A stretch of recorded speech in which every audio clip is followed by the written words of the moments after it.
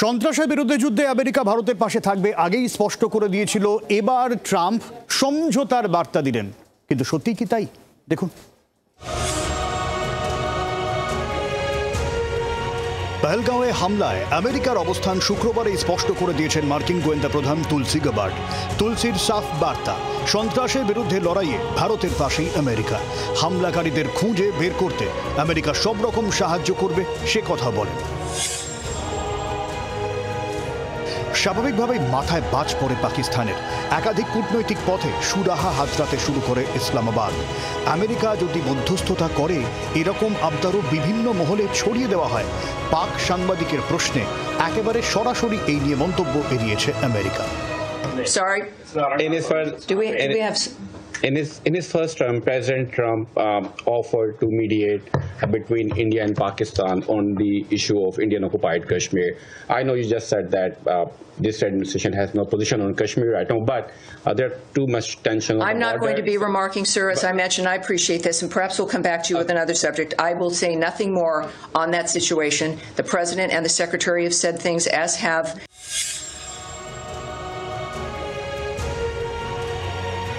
এরপর রোমে যাওয়ার পথে কিছুটা নরম হয়ে ট্রাম্প বলেন, দুই দেশের প্রধানমন্ত্রী তার কাছের, তারা নিজেরাই এই সমস্যার সমাধান করবেন।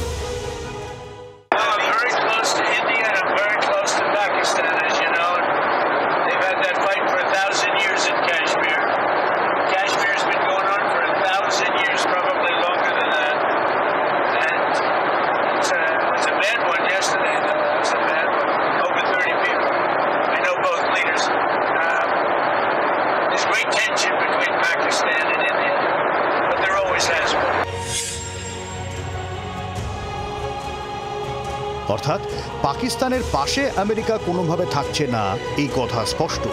দুই দেশের অভ্যন্তরীণ বিষয়ে হস্তক্ষেপের পথে আপাতত হাঁটতে নারাজ ট্রাম্প। পাকিস্তান কিছুটা হলেও স্বস্তিতে, তবে ভুলে গেলে চলবে না মানুষটির নাম ডোনাল্ড ট্রাম্প। পাকিস্তান নিয়ে ট্রাম্পের মনোভাবও অজানা নয় গোটা বিশ্বের কাছে।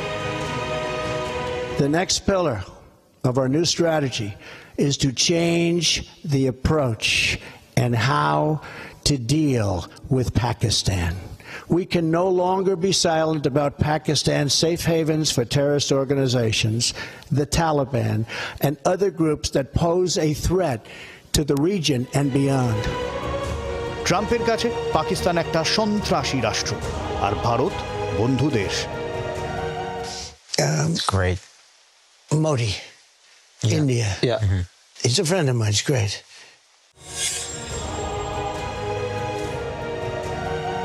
ফলে স্বাভাবিকভাবেই আমেরিকার অবস্থান স্পষ্ট। ট্রাম্পের কথায় পাকিস্তান আপাত স্বস্তিতে থাকতেই পারে, কিন্তু মার্কিন প্রেসিডেন্টের নেপথ্যের খেলা অনেক বড়। যে টিমের অন্যতম প্লেয়ার ভারতের প্রধানমন্ত্রীও। বড় মাঠের সে খেলায় শিশু পাকিস্তান কোথায়? ব্যুরো রিপোর্ট, জি 24 ঘন্টা। বাংলার আওয়াজ, বাঙালির আবেগ, জি 24 ঘন্টা।